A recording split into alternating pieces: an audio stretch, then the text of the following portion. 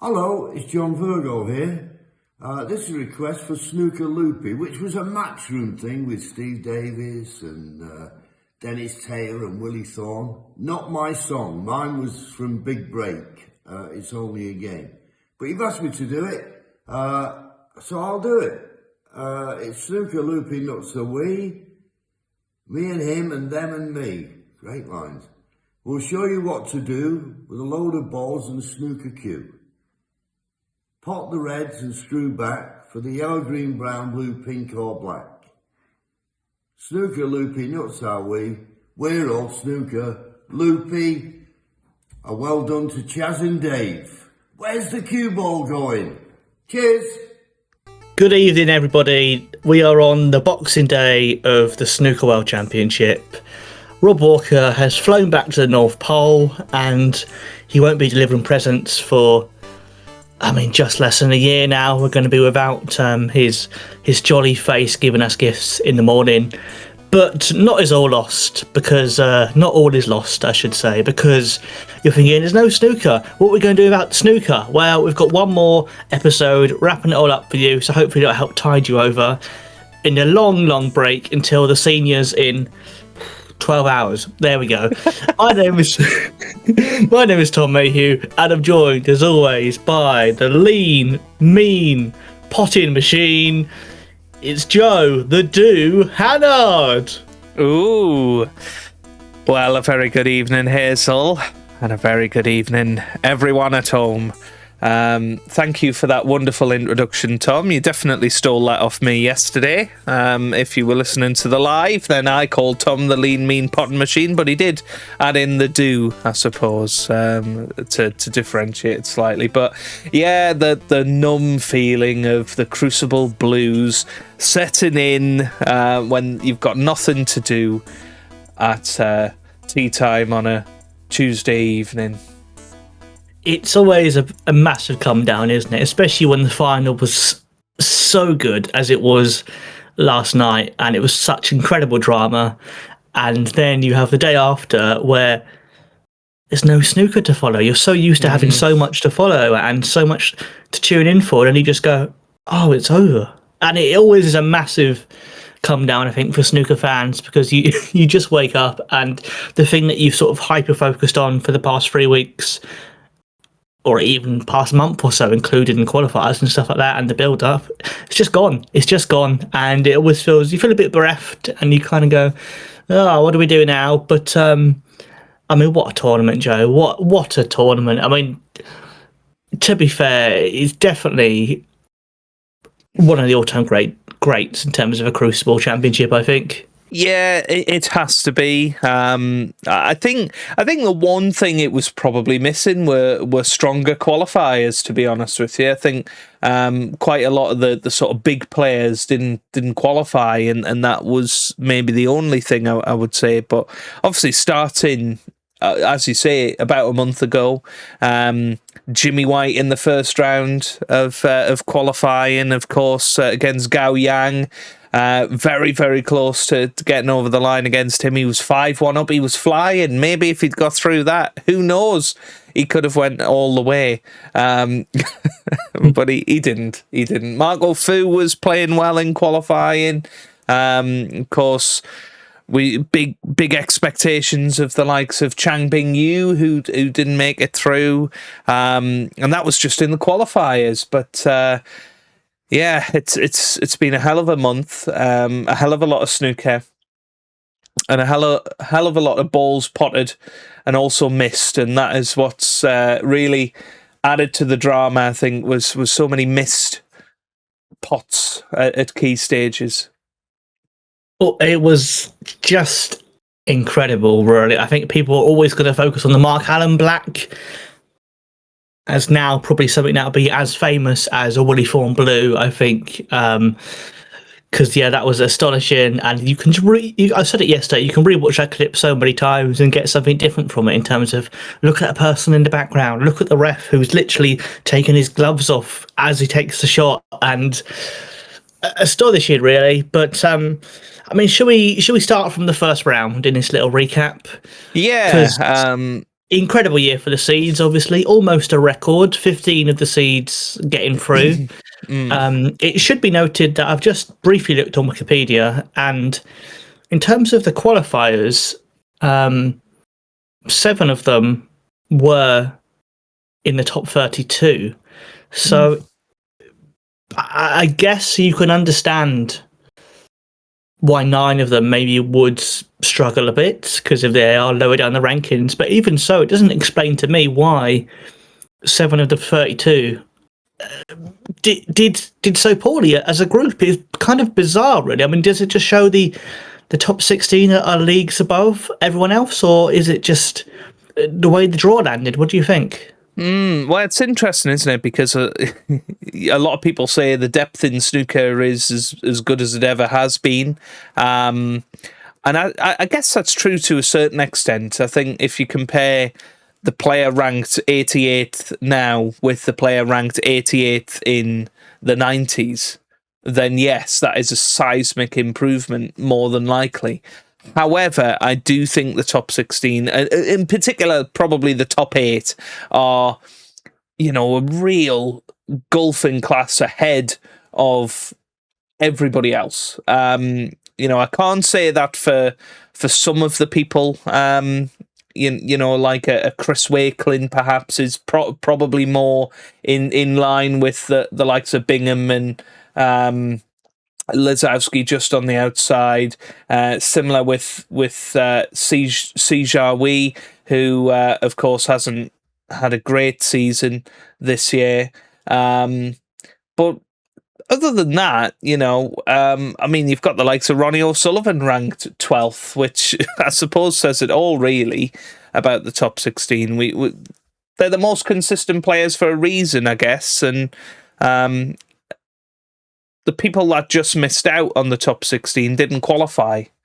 So you didn't really have those guys being scary qualifiers, if you like.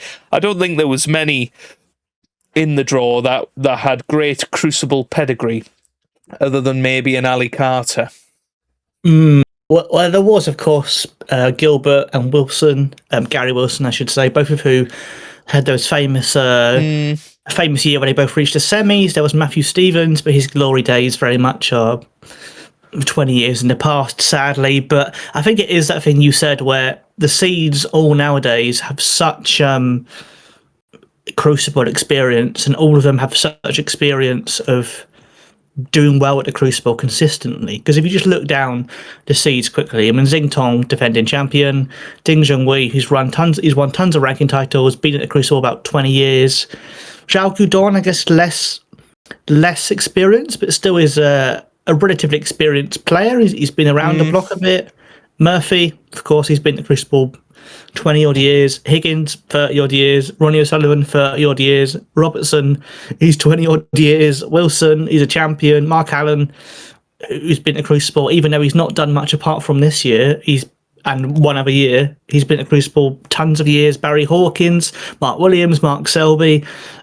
Apart from, Chris Wakelin, like you said, and I guess Zhao Gudong. Maybe C, yeah. And Wu, I guess. I know Wu ended up winning it. He'd never won a match at the Crucible before, so... yeah. I guess of all those seeds, actually, it must be now that Wu has gone on to win it, of course, and finally win not just his first match, but he did a whole Luca Brissell or a Joe Johnson of it and went the whole way. But it would mean that now Chris Wakelin is Chris Wakelin, Zhao Gudong are the only ones of those seeds who've never reached a one-table setup, and that's incredible to have now. What would be 14 of the 16 have at least got to a semi-final, and that's without considering this player's won 7 world titles, this person's won 4, this guy's been in 5 finals. So yeah, I guess it's we've said before about how the longevity isn't just class of 92. It is the Murphys and the Selbys and the Robertsons and the Mark Allens and Barry Hawkins and stuff like that. And I presume that experience just showed this year, didn't it? Yeah, and I actually think the draw worked out well for the seeds as well. The likes of Gudong was taken on a Zhou Yulong rather than an Ali Carter, or Stan Moody, who played incredibly well, probably would have beaten most of the seeds the way he played. But Kyron did really well to hang on. Obviously, Kyron, one of the real top players. Zhang Anda played really well, came up against Mark Allen. Maybe if he'd played a lesser seed, it's really tough to say lesser seed. I don't want to call, because they're all there on merit. They're all top players that were perfectly capable of winning the World Championship in their week, on their day. Jack Jones, of course, came up against Mark Selby after playing really well in the qualifiers. So I guess you've got to look at it and think, actually, the seeds got good draws, because it was John Higgins that had to deal with Ali Carter, and it was Judd Trump that had to deal with Gary Wilson. So that probably skewed it, and maybe it shows, actually, if you did sort of 1 against 32, if you like, 32nd seed, you would probably get a lot more seeds going out, because those in the crossover region would really have some quite intense matches. I think so, Joe. But of course, the only first round match that was close by the end of it, of course, there were a number of matches where Moody took the lead and then Kyron Wilson came back at him, etc., etc. But the only one that finished very close, apart from this, there was loads of 10-7s, but the only one that finished 10-9 on a decider was Sean Murphy against Fan Zhengyi, and Sean Murphy went on to get through to the final. Yeah, it just shows, one ball can change everything. We saw that throughout the championship. Obviously, Murphy was 50-odd points down in that decider. Fan went for a very difficult red to the right middle, got pretty close to it. If he'd potted that was it. Murphy still had to clear the table, and he did. But yeah, he could have been out. He could have been gone, and that would have been a real disappointment to his journey, and disappointment end to his season. And actually, he was the guy that ended the Crucible, or kept the Crucible curse alive. Would Zhao Gudong or Fan Zhengyi have been able to do that against Zhao Xintong? Who knows? Maybe we would have been sat here saying we had an all-Chinese final and the curse lives because Wu Yize beat Zhao Xintong 18-17 in the final, Well, an interesting element of that draw was, of course, the bracket in the last 16 was 3 Chinese players and then Sean Murphy.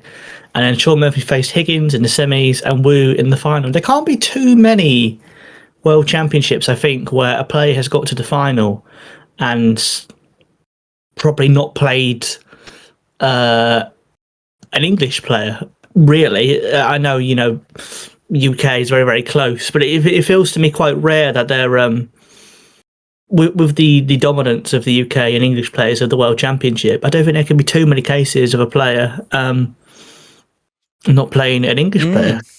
Well, it's interesting you say that, because actually there was only 2 English players that made it to the quarterfinals this year. So that's a huge difference, a huge sort of change of form. I think I saw nationalities of world champions, and between obviously 2012 and 2018, it was all English winners. We had Ronnie, Mark, Stuart Bingham, Mark, all English winners before Williams broke the streak in 2018. Trump then got it back on track in 19, and Ronnie in 2020, Mark in 2021, Ronnie in 2022. So there was only one in, I think, 11 championships that wasn't won by an English player, and yet we only had 2 English players in the last 8. It shows how much it's changed in the last sort of 5 years.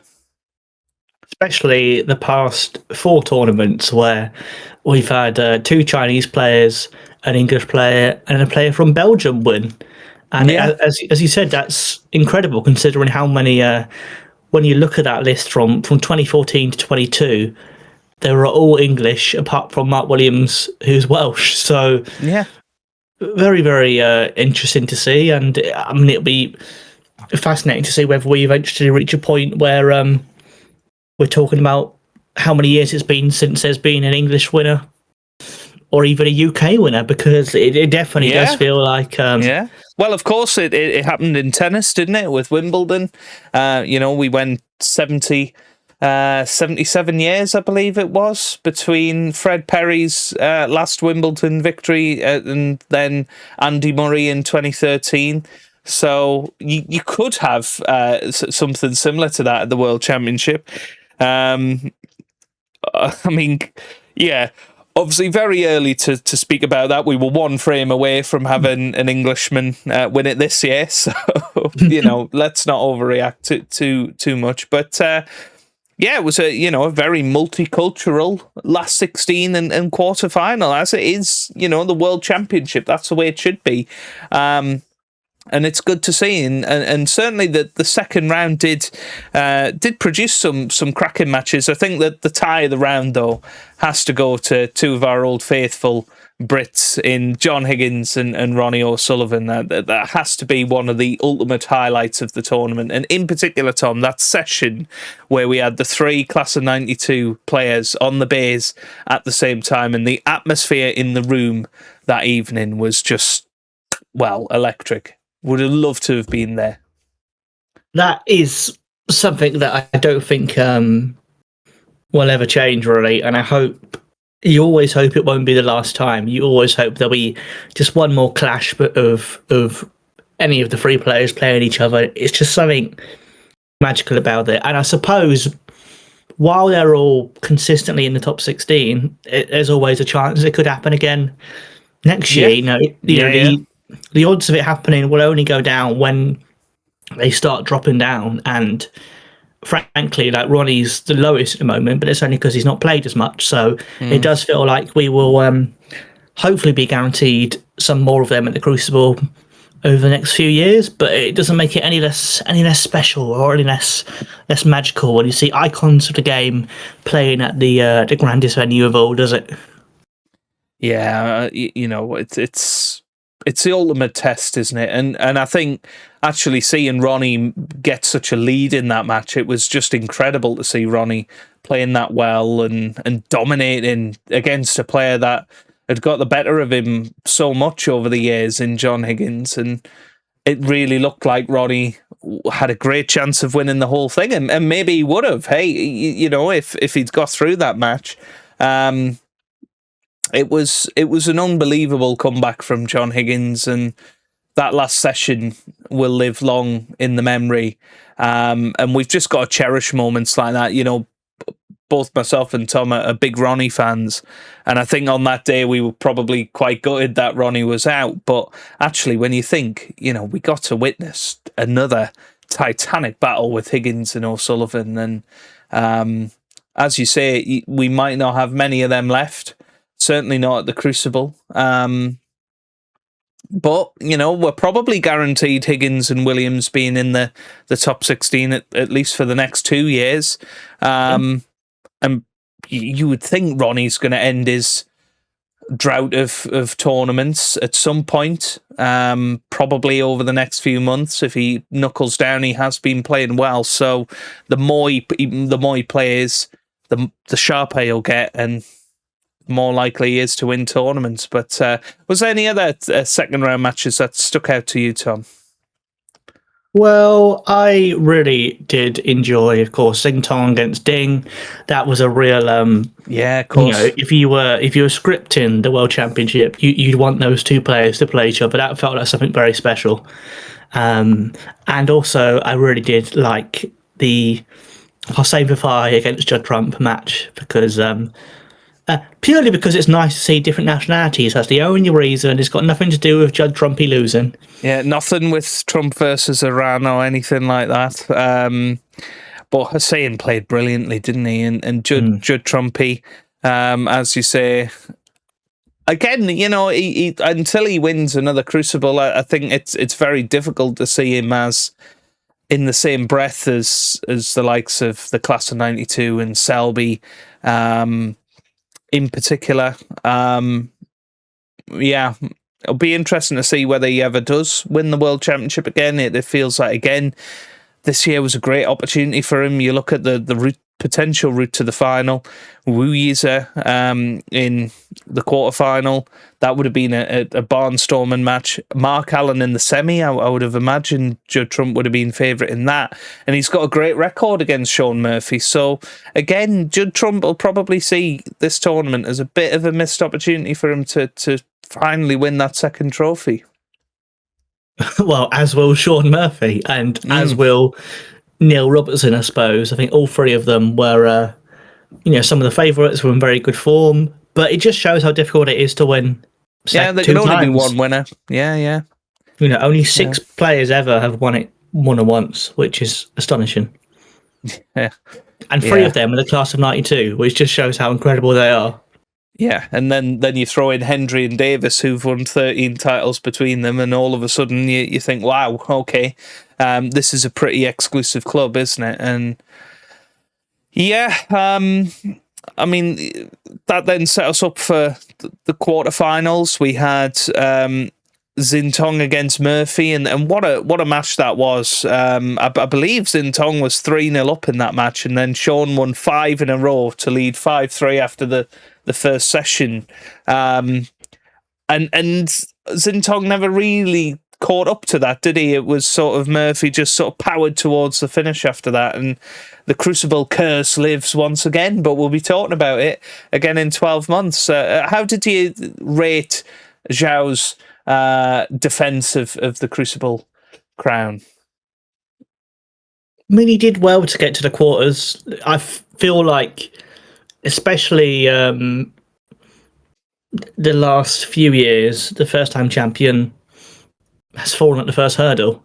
So it's almost an achievement just to get through the first round nowadays, considering the attempts by Wilson and Brissell. So I do feel like he did decently to get to the quarters.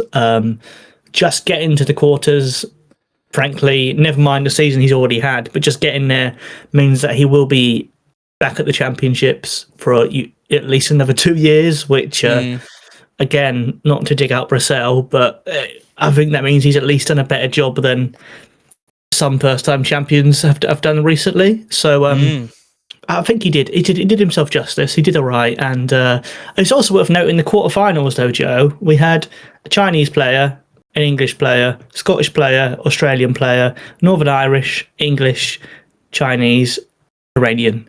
So that's like 6 different nationalities out of 8 players, which is pretty incredible, I think.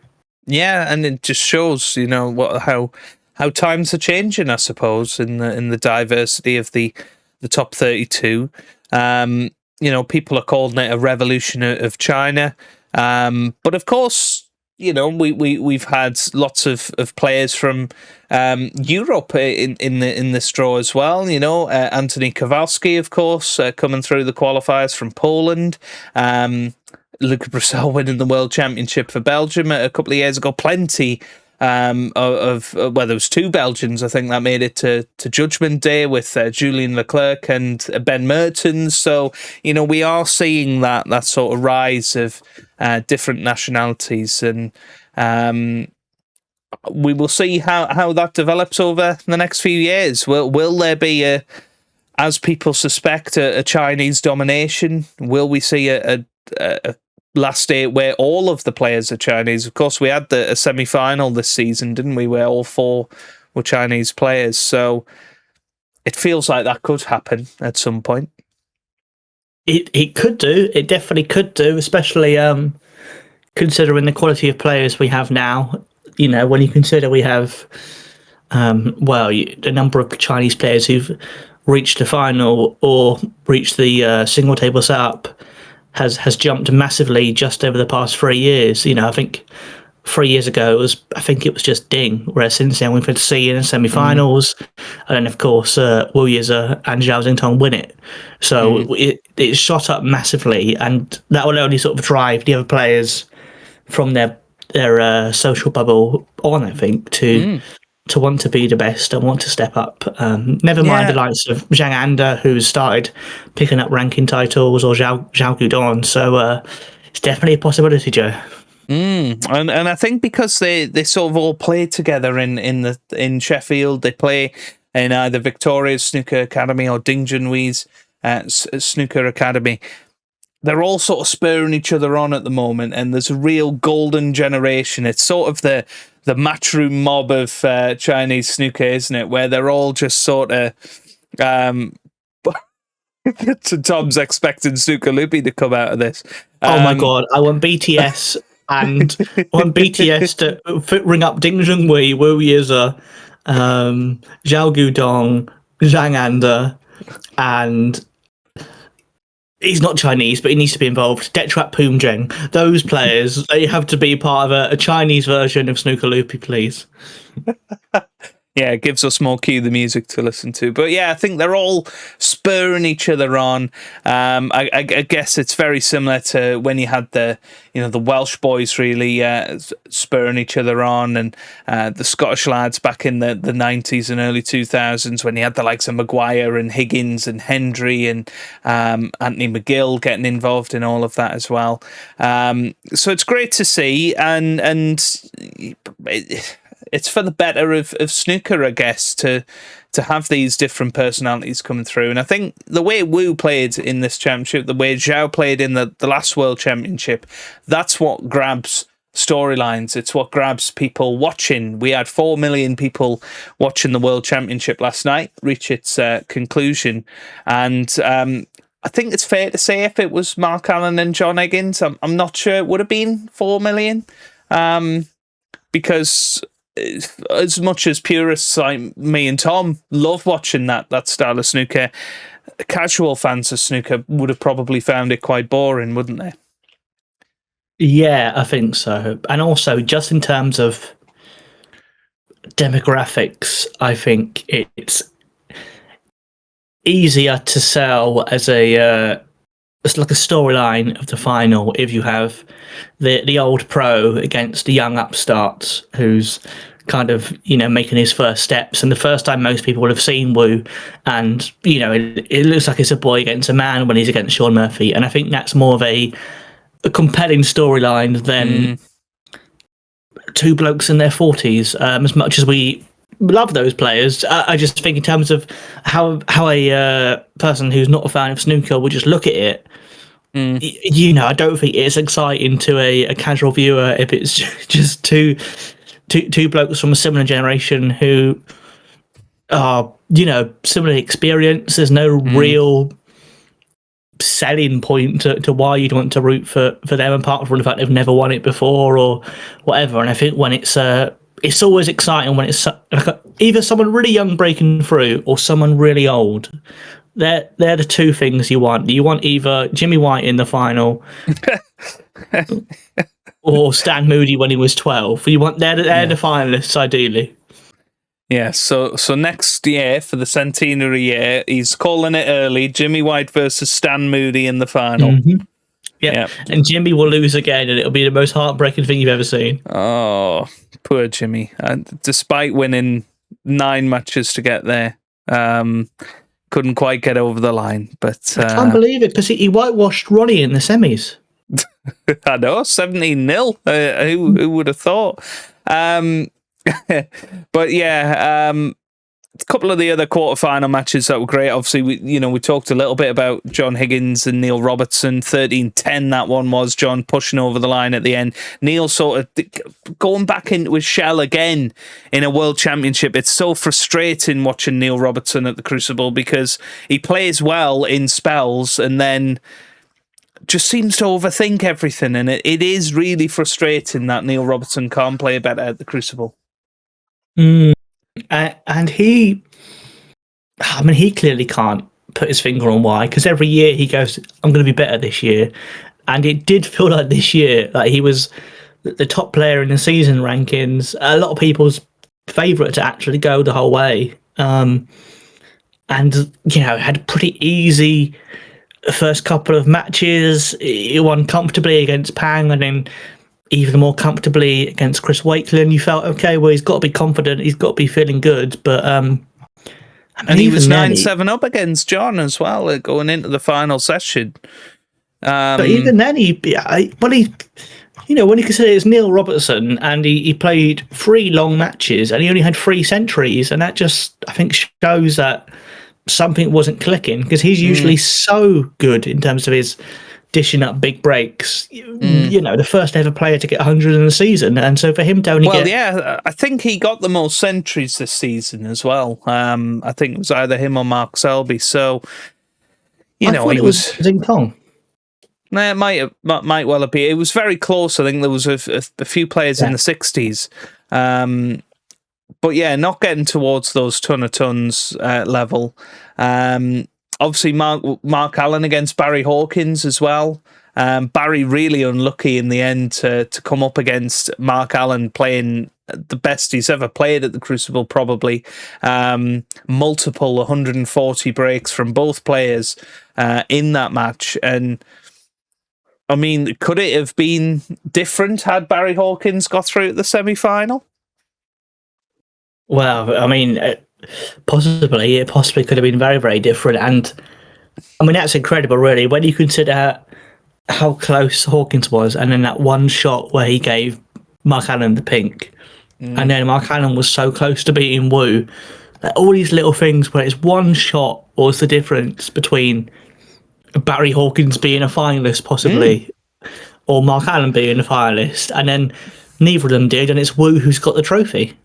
Yeah, and I guess that's going to be the highlight of the whole World Championship, is actually, a couple of balls made the difference massively in this tournament. We could have very easily had a John Higgins, Mark Allen final. Arguably, that's what it should have been if the balls had gone in. Sean Murphy obviously should have went out in round 1.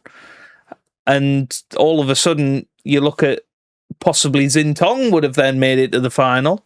It's crazy how different it could have been had a couple more balls went into the pocket and had these pockets not been too tight, Tom.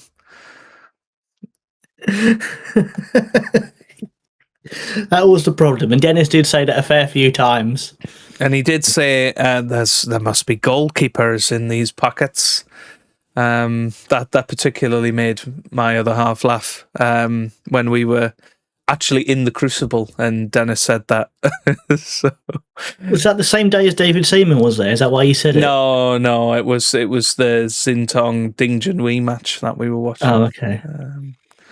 But I presume Demis thought that maybe David Seaman had shrunk himself down and hid into the pocket. Yeah, it would have made more sense for him to say it on that day, but yeah. But I guess that takes us to the final, Tom, and Sean Murphy against Wu, and it's going to be a match forever remembered, of course. It's the 4th deciding frame at the Crucible out of 50 championships, which is bonkers, isn't it, in itself, that actually only 8% of finals have gone to a deciding frame. That seems incredibly small. I know it's such a long match, but you would think when you've got 2 players that have played so well to get there, it would usually be a lot closer, but it tends to be a bit more of a comfortable affair. Sean Murphy obviously had his chance. I think in the afternoon session, we talked about this on our live reaction after the final, when Sean went 12-10 up and Wu was all at sea. He could have really put the match to bed then, couldn't he? And that was probably the turning point.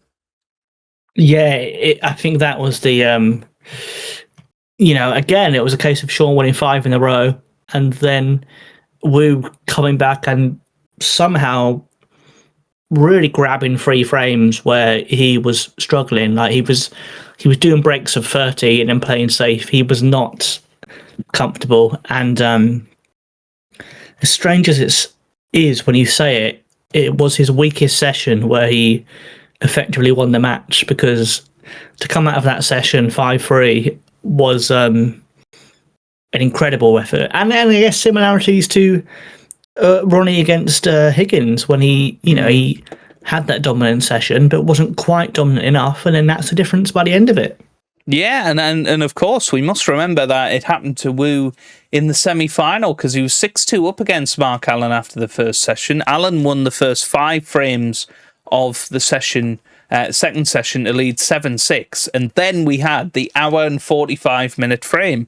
Had Mark Allen not missed the black that went over the corner pocket, he probably would have steamrolled that session. He'd have possibly led 10-6 overnight, rather than 7-7, because obviously they didn't play the last 2 frames of the session there.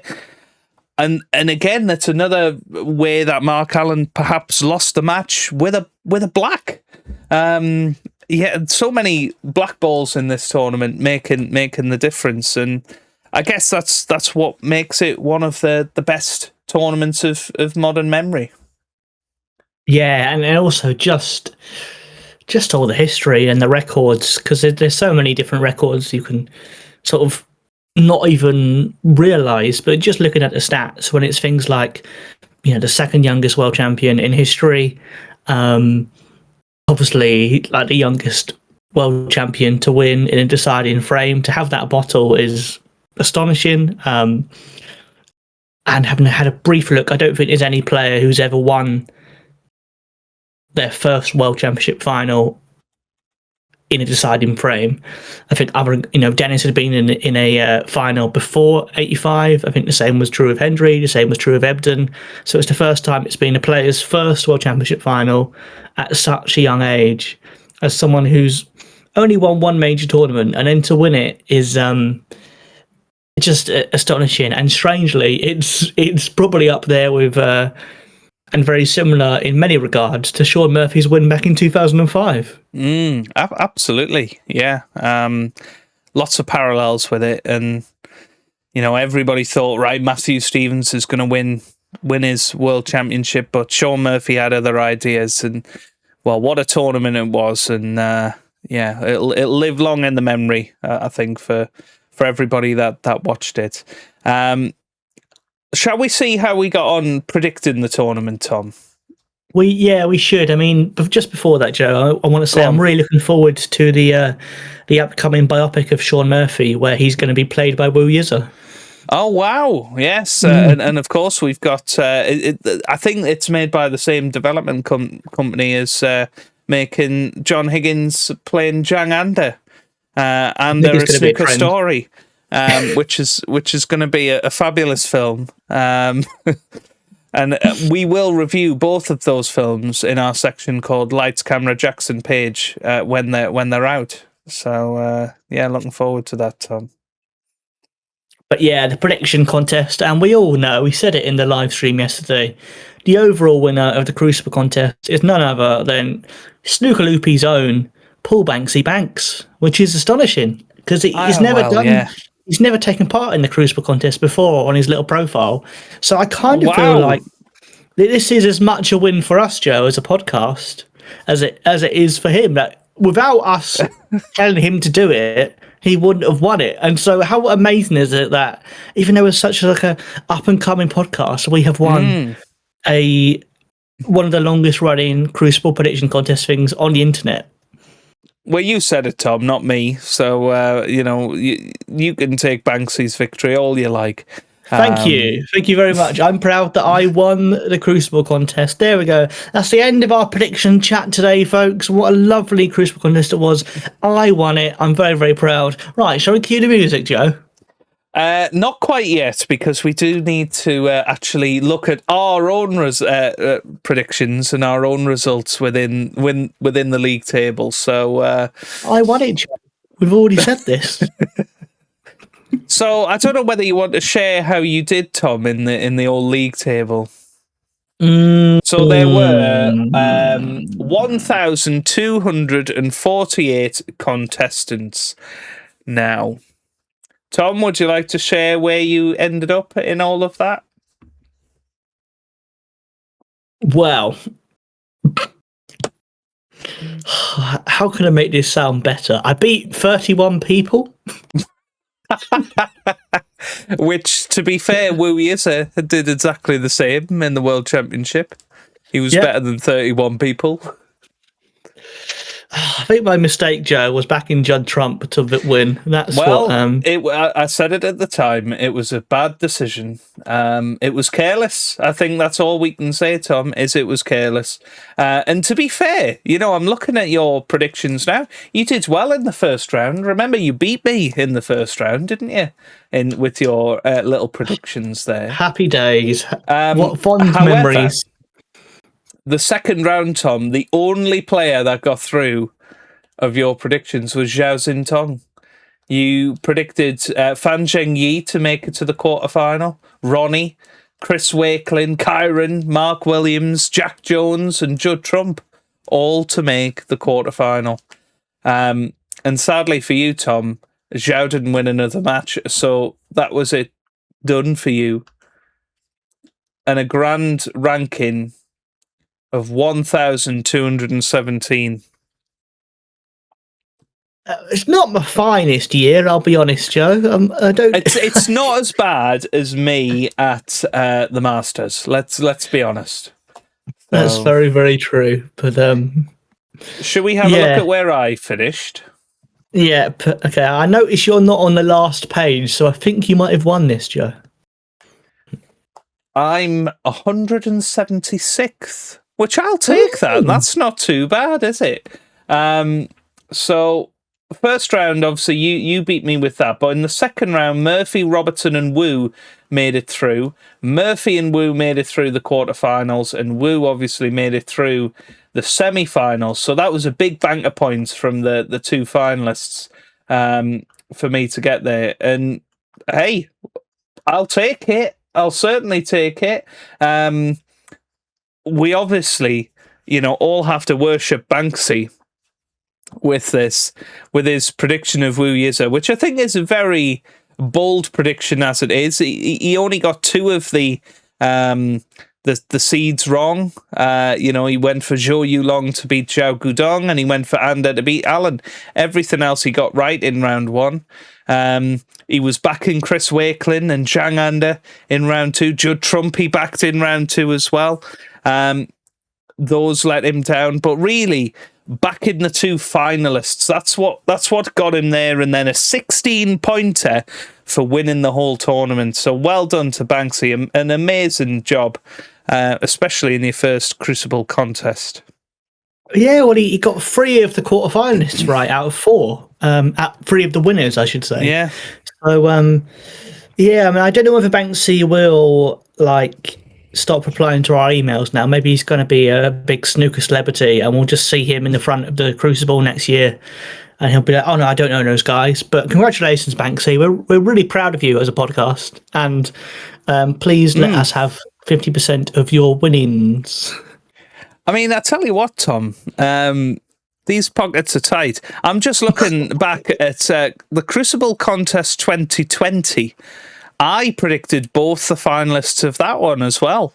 Ronnie O'Sullivan and Kyron Wilson. Ronnie O'Sullivan winning it in the end.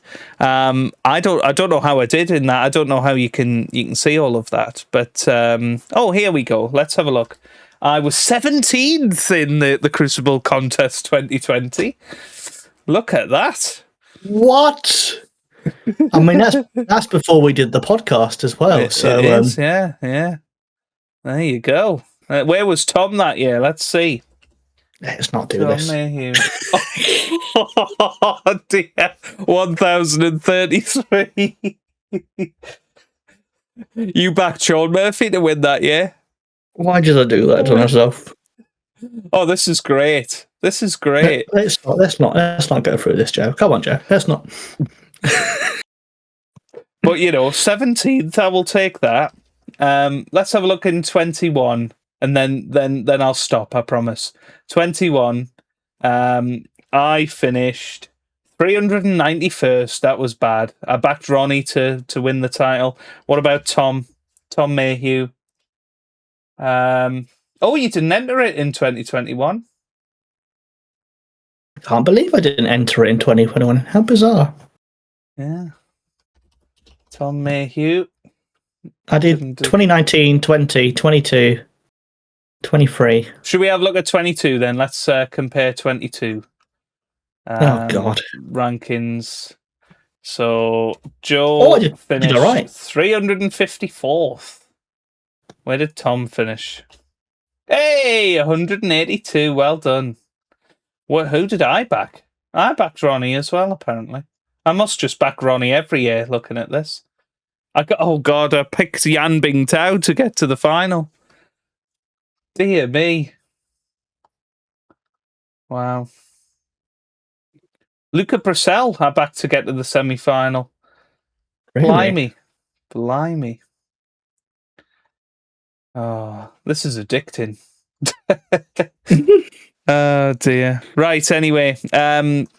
Let's do one of our regular features. And Tom, I may have told a little white lie to you before because I said I would quiz you on Judd Trump from the WST booklet. Let's do some quiz Wakelin. I had a little idea based on the World Championship and in particular World Championship finals. So Tom, get off Wikipedia, get off Crucible Contest, all of that, because you are going to be tested on your knowledge of World Championship finalists.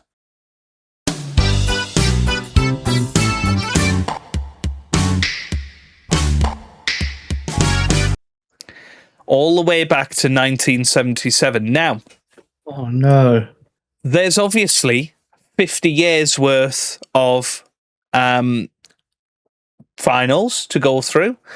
I am going to give you 1 point for every world champion, and I'm going to give you 2 points for every finalist, meaning you've got a maximum score here of 150, which would be the record. It would be more than a 147. Almost impossible to beat. However, we've still got the 3 miss rule in there. If you get a finalist or champion wrong from that year, that is a strike. And you've got to go in order from 2026 backwards. So you can't just randomly go Cliff Thorburn. You've got to go in sequence. No. I was feeling happy until you said I had to do it in order. Yeah. So, are you ready, Tom, for your quiz Wakelin? I'm very ready, but I'm worried. He's worried. Well, you should get a decent break here. After my 101 yesterday, I wanted to give you something that you could realistically compete with that. So. I don't think I can, but okay. Right, well, let's see. Let's go. Into it.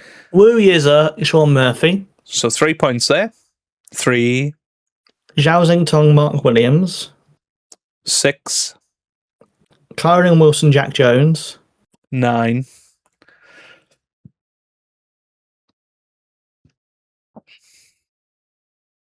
Luca Bracel. 10.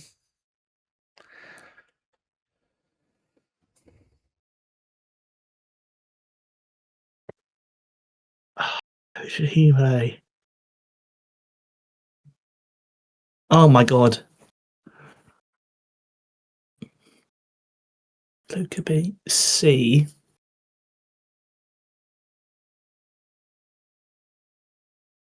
Oh my god, Joe. Who did Luca play? Can I skip this one? You can skip it and not come back to it. It will count as a life. Oh no! Why would I do that then, Joe? Why would I do that? Well, have a guess. Just guess somebody. Because if you're going to lose a life anyway, just guess somebody.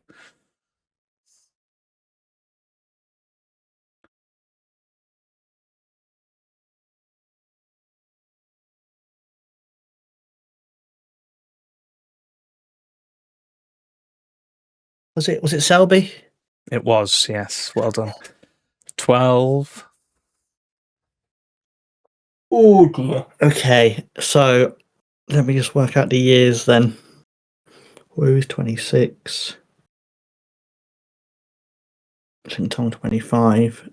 Wasn't 24. Cell 23. 22. Ronnie? 13. Trump. 15.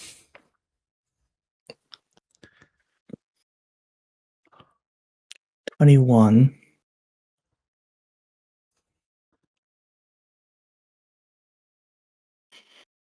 21.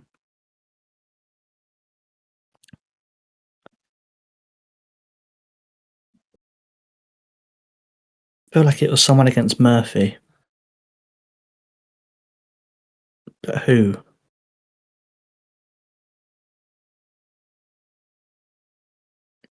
Going through the names, it's not in my head.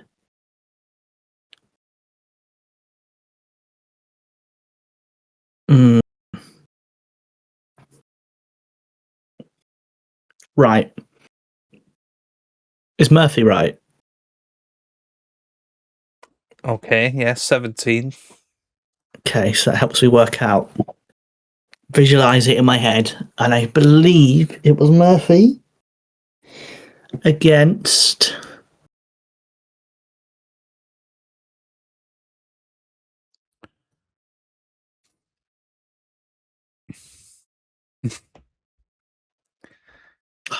Wouldn't have been a first time champion because there's not been many of them recently. I remember. Only the last 4 years, Tom, you know. I've got all them though. Now, do you know what I mean? Over the past centuries, decades. Okay, this might be wrong. It might be my first miss. I'm going to go Selby. Correct. 18. Oh, don't doubt yourself, Tom. I say as I now get this one wrong. So the next one's 2020. Mm-hmm.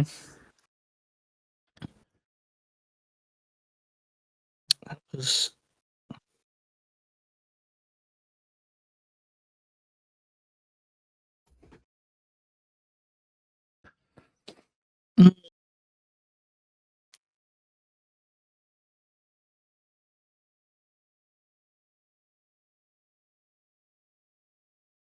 Is it Ronnie?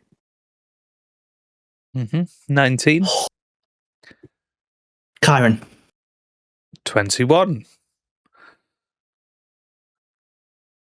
2019 was...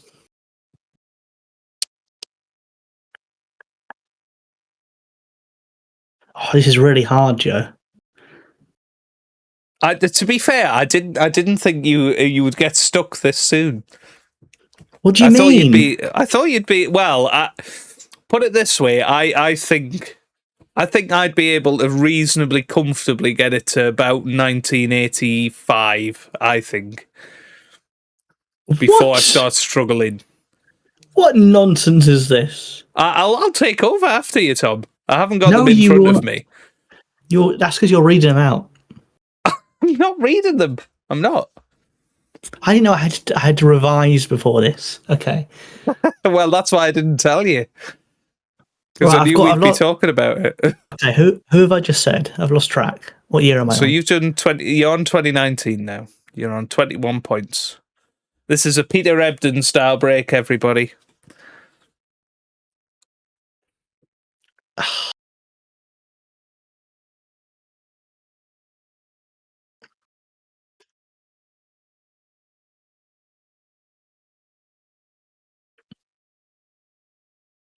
Who won in 2019? Who could it be? Who could it possibly be?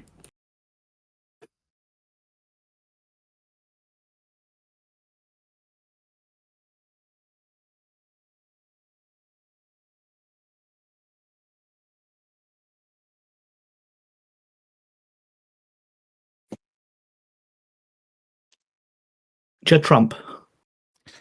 22. Big Hig. 24. Mark Williams. 25. Big Hig. 27.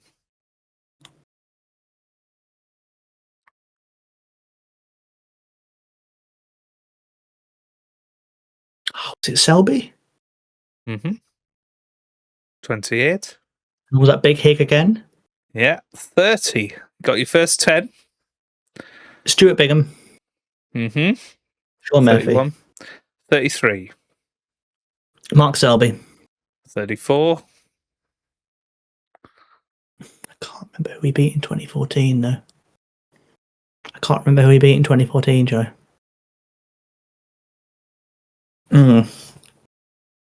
Ronnie? Yeah. 36. Now. 2013.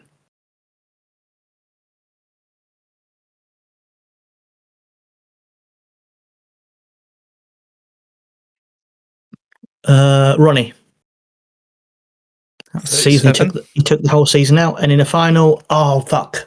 I didn't mean to swear then. I'm allowed to, but you know, it's was it the Hawk or is it Ali Carter? Do Barry Hawkins. 39. 2012. Was that Selby?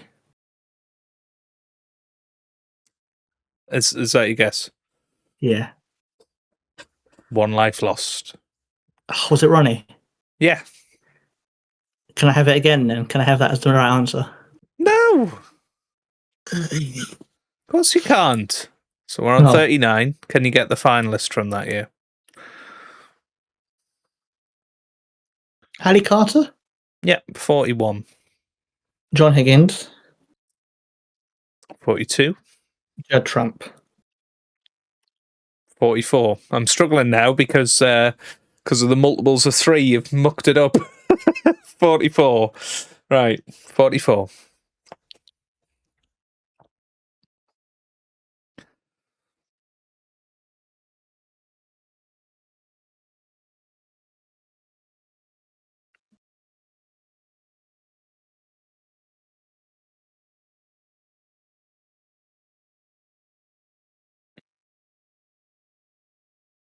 Not sure about this one.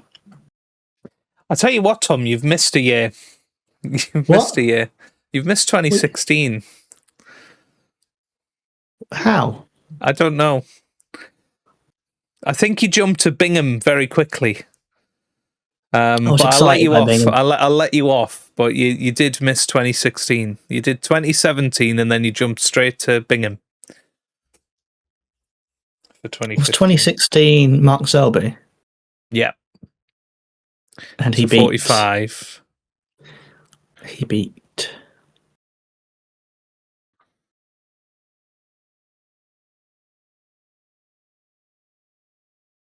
who did he beat?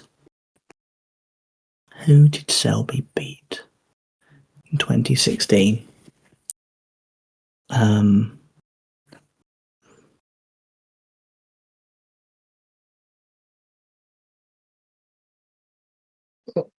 Let's go.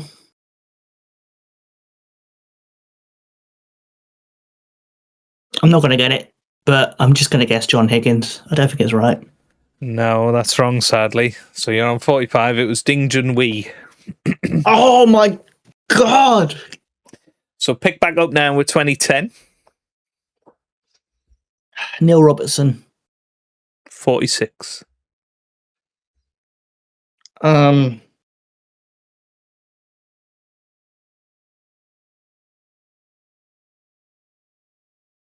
Was he someone like Graham Dott? Yeah, well done. 48.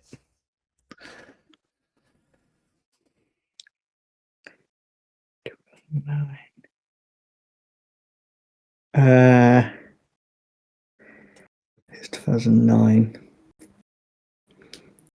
Everyone's going to be screaming at their YouTubes at this, and I can only apologise. But actually, it's my highest break yet, so I'm quite pleased. 2009. He's only got 1 life left, though, so he's got to be careful now. Wow, 2009.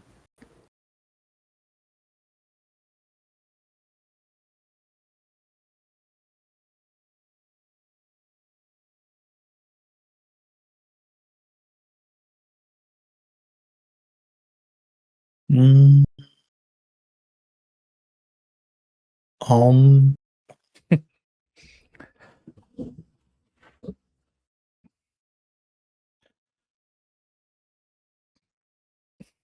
2009, Joe.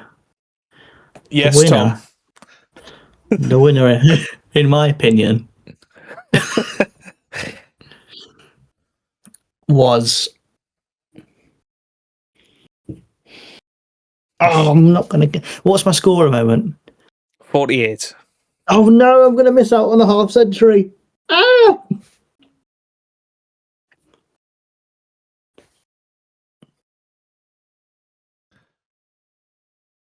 I wish I'd kept a list as I was doing this, because that would help me work out the numbers and work out how many are left for certain players.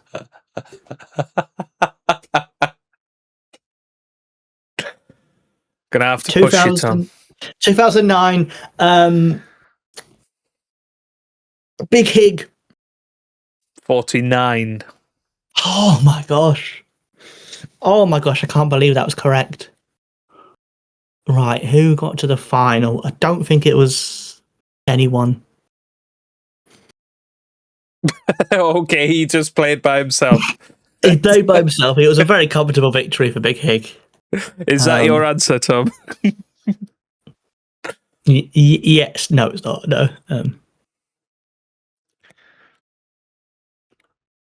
2009. It's John Higgins. And he, Joe, was against his nemesis, Barry Pinchas? Barry Pinch. Barry Pinches and Peter Lines as a team. That's who got to the final.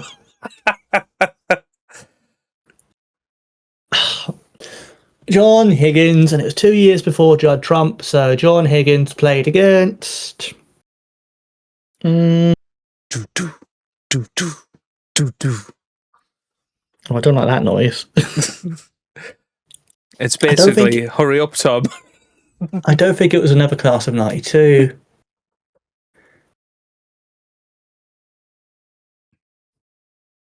Sean Murphy. You jammy so-and-so. 51. Where did he pull that from? I'll tell you what. 2008. What a pot. Ronnie? Yeah. 52. Was this one of the ones against Ali Carter? 54. Oh, happy about that. I tell you what. Okay, 2007.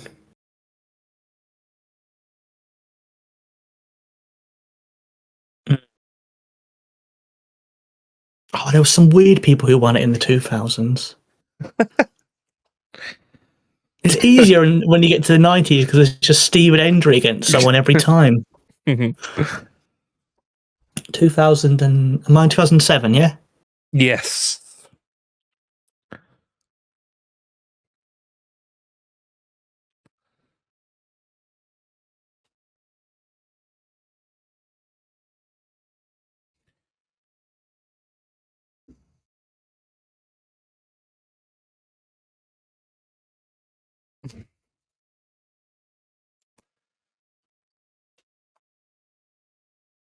Oh, I don't think this is right. I don't think it's right. I don't think it's right.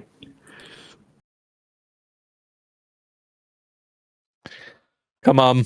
Give it a guess. Give it a guess, Tom. Your guesses have worked well so far, to be fair. Well, it's because I do know it. It's just getting the dust off my brain and thinking about these things I've not thought about. 2007, I'm going to say the winner of the World Championship was John Higgins. 55. And he beat Dominic Dale. No, he beat... Who did Higo beat?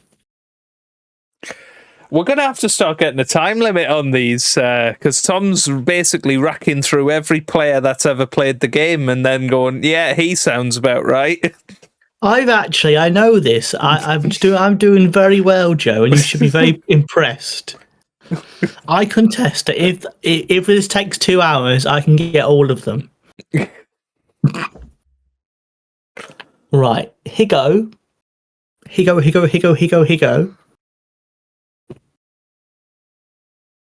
Beat Mark Selby. He did. Yes, 57. Yes. 57. Smurf 360. Right, 2006. Come on. You can do it. Come on.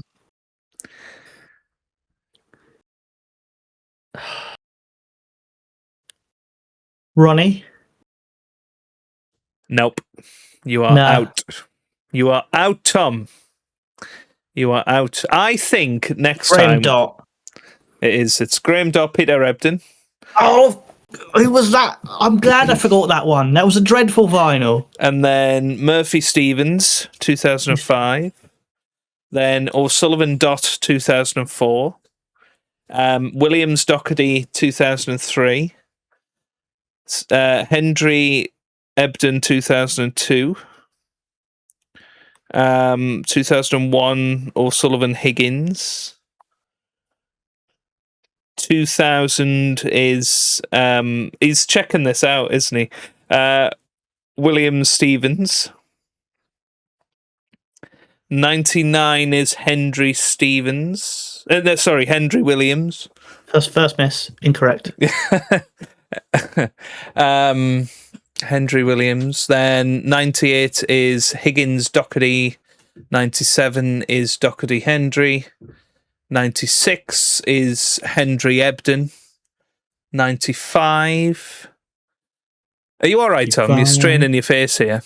95. 95 is Hendry Bond.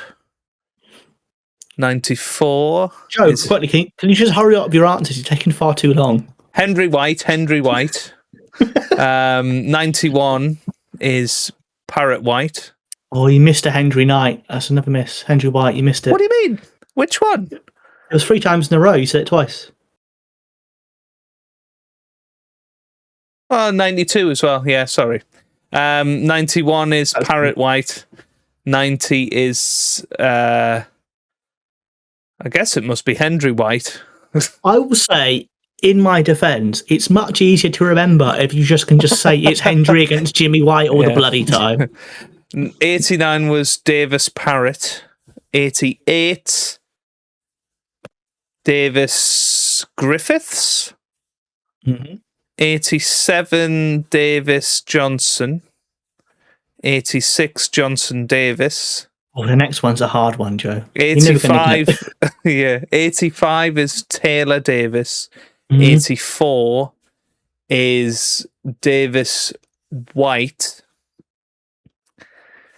83 is Davis Thorburn. 82 is Alex Higgins Ray Reardon. 81 Davis Mountjoy. Mm-hmm. 1980. I know it's Thorburn. Who did he play? It can't have been Terry because he would have been that close to breaking the Crucible curse. It's not Terry. It's not Terry. Stop nodding your head. You're not Churchill. Oh, yes. Thorburn. Who did Thorburn play? Terry Griffiths. Terry Griffiths. Terry Griffiths. I don't was it I don't actually know who it was. It wasn't Terry Griffiths, Tom. I know 79 was Griffiths Taylor. It was 80, Joe. You can't skip it. Willie Fawn. Barry Pinches. Barry Pinches, Joe. Perry Mons. Is that? No, it was Alex Higgins. You've lost a life. Was it Alex Higgins? Wow, okay. So, yeah, 79 was Griffiths Taylor. 78 was Reardon. Is that one Perry Mons? And then 77 Spencer. I don't know who he played in the final. We'll just guess Cliff Thorburn. Correct. There you go. That's how it's done, Tom. That's how it's done. So at the end of today's quiz, Wakelin, I believe I got a 147. I think that's what I got. So you got 57. 57 exactly. So well done. Second place on the leaderboard. Pretty good. Let us know how you did with that at home. And were you impressed by Tom's knowledge of world finals? I did all right, I think. You did great. You know, until I got to bloody Graham Dott against Peter Ebdon. I knew that would ruin me. Wow, I was impressed he got Graham Dott as the finalist of 2010, to be fair. So, and I really didn't think you'd get Selby in 07 after the way things had been going. So that was a great pull. So I'm annoyed I didn't get to the 90s because that would have been easier, because it's just remembering Jimmy White's name 6 times. Well, 5 in the 90s and then 84. There we go. Shall we cue the music, Tom?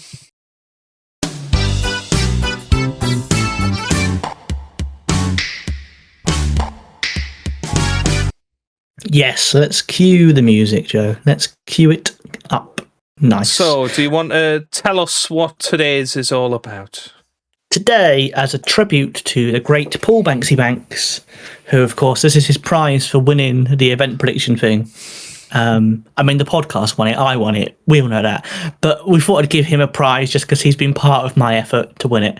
So he said in a message to me, he's desperate for us to review the Tarsiform track on the compilation. The track itself is quite long, abstract, and not mega snooker related, which is not ideal. But the first 2 minutes before the main track begin is probably the funniest piece of music I've ever heard. So, oh, okay. I guess we're going to review, well, it's 7 minutes 54 seconds, Joe. We'll see how it goes, shall we? Yeah, Virgo Scaratishu JV by Tarsiform for episode 99 of the Snooker Loopy Podcast. Let's give it a whirl, Tom. Hello, it's John Virgo here. This is a request for Snooker Loopy, which was a matchroom thing with Steve Davis and Dennis Taylor and Willie Thorne. Not my song. Mine was from Big Break. It's only a game. But you've asked me to do it, so I'll do it. Snooker Loopy knows away, me and him and them and me. We'll show you what to do with a load of balls and snooker cue. Pop the reds and screw back for the yellow, green, brown, blue, pink or black. We're all Snooker Loopy. Snooker Loopy knows away, me and him and them and me. We'll show you what to do with a load of balls and snooker cue. Pop the reds and screw back for the yellow, green, brown, blue, pink or black. We're all Snooker Loopy. Snooker Loopy knows some way. Me and him and them and me. We'll show you what to do. A load of balls and snooker cue. Pop the reds and screw back for the young, green, brown, blue, pink or black. We're all Snooker Loopy. It's only a game, so put up a real good fight. I'm gonna be snookering you tonight. I'm playing for my aim, so you better believe I'm right. I'm gonna be snookering you tonight. Cheers.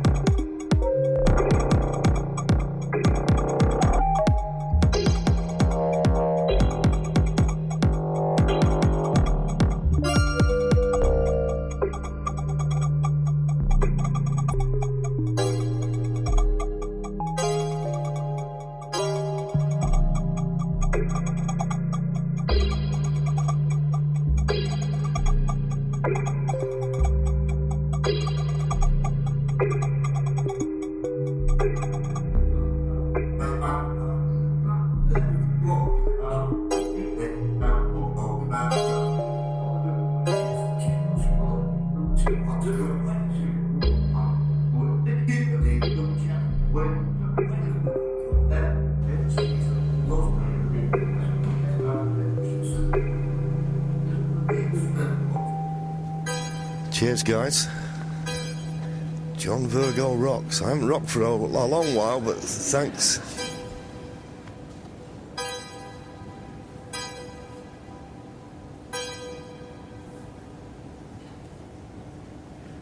Must have heard your bits and pieces the other day. Yeah, the old Dave Clark 5. Oh, that was brilliant, Tom, wasn't it? As Banksy said, those first 2 minutes, we were in fits of laughter. It was absolutely brilliant. That's how he should have sung Snooker Loopy. And maybe he did. Maybe. I mean, that was. I felt like the podcast is kind of going lovely and full circle now. That somehow one of the entries on Q Music is a remixed version of John Virgo, sort of singing Snooker Loopy, and then there seems to be something that happens in the song where, in my head, it's like John Virgo's being pushed down a well, and he's in the dark, and he's just walking around going, Cubal, where, hang on, and just doing that, and I had that image, and I absolutely loved it. Yeah, absolutely brilliant. Yeah, it was a great laugh. I guess what I would say is if it was just the first 2 minutes, and that's all we had to review it on, I think it would probably be a 9 or a 10, just for pure comedy. However, there is then another 6 minutes of electronic music, which is great. But we are sort of solely reviewing this on its Virgoism and the emotions that it evokes from us, I guess. I don't know how you feel about that, Tom. To be fair, though, that 6 minutes did have Virgo randomly going. It did. And then at the end saying, I've not rocked for a long time. Yeah. I'm talking about the Dave Clark 5.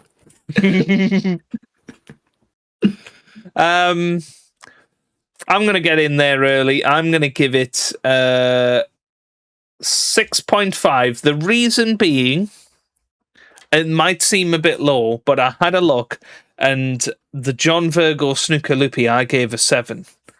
So I feel like I can't rate it higher than the John Virgo Snooker Loopy. Well, do you know, I just think, because it's remixing our own memo, I have to score it highly, and I'm going to give it a 9, Joe. Oof, that's a big score. I love the fact it's just a stupid idea we had of getting memos from these snooker players, and now that's been remixed into a song, and it's really funny for me to hear it, but it's even funnier if I think of the idea of someone downloading the album and they're hearing it with no context whatsoever. Yeah. They've never seen the memo, they've never seen the video, and they're just like, why is he singing? Not my thing. Not my thing. It's just so random, and I just love the fact that exists as a thing. So thank you very much.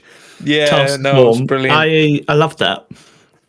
And that very fittingly puts it 2 spots above John Virgo's Snooker Loopy at number 19, 7.75. It's just ahead of The Fall of Paradise by Peter Ebdon. And as I say, 2 spots ahead of Snooker Loopy by John Virgo. But it didn't quite beat Boss of the Black by Jed Ford. So, no, sorry, it's level with Snooker Star by Paperface and Boss of the Black by Jed Ford. So there you go. I need to go back to our last cued music, which was Virgo the Entertainer by Francis Binns, which was that instrumental song on piano, and we had a comment saying it was it the theme tune from Pop Black? Yeah, it's called The Entertainer, and it was used in Jimmy White Whirlwind 2 as well, and it was used on Pop Black, which I think I said in the episode. That's where I thought I recognised it from. But I gave it a 7. What are you going to give it now, Tom? I'm going to give it a. I'm going to give it a 7.5 just because I like the fact it is obviously very snooker related. No disrespect to some of the songs on the compilation, but I like the fact it didn't outstay its welcome. Yes, yeah. And I like the fact that I can only presume it was someone actually playing the piano, and I've always got to respect that. So.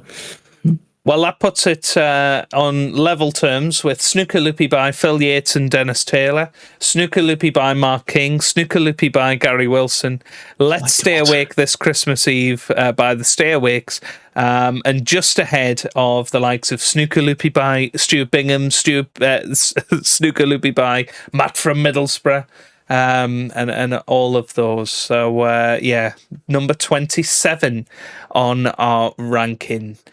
But I think, Tom, we were planning on doing a bit of Fancheng email, but since, you took 3.5 hours doing... I mean, this is the radio edit, guys. Tom was there for 3 hours trying to do these World Finals.